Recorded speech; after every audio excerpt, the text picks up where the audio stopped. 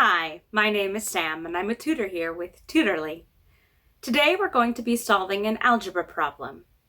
If a equals 5 times the square root of 2 and 2a is equal to the square root of 2x, what is the value of x?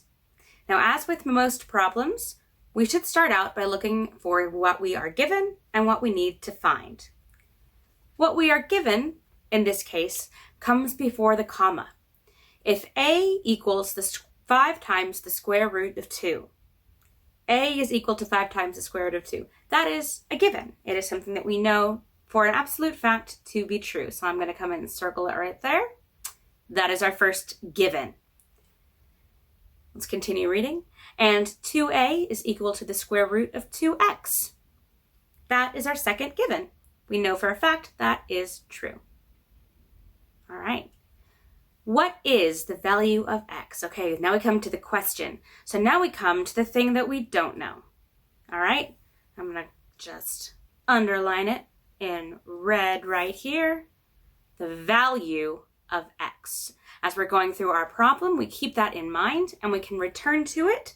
So if we even reach some conclusion or find something, like maybe if we find another variable, before we answer, we go back to the top, we look and see what are we supposed to be looking for to make sure we found the right answer and not just one step along the path.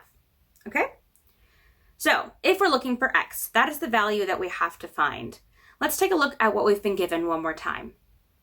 Now I see right away that one of these equations contains x inside it, which is great because that's probably what we're going to need to use to find x. But it also contains this other variable a. And what do we know about equations? If there's two variables, we need at least two equations to find the variables.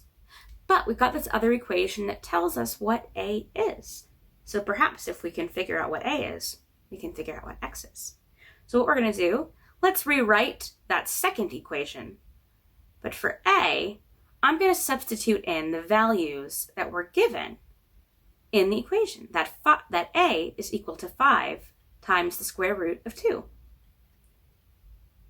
What this does for me is it creates an equation where x is now the sole variable that I can now solve for. Now, the order of operations will help us simplify this. 2 times 5 times the square root of 2. 2 times 5 is 10. And the square root of 2 remains as it is. Excellent. Now, to get x by itself, we must first square both sides. We'll get 100 times 2 as we square the 10 and the root 2. Simplify that to 200.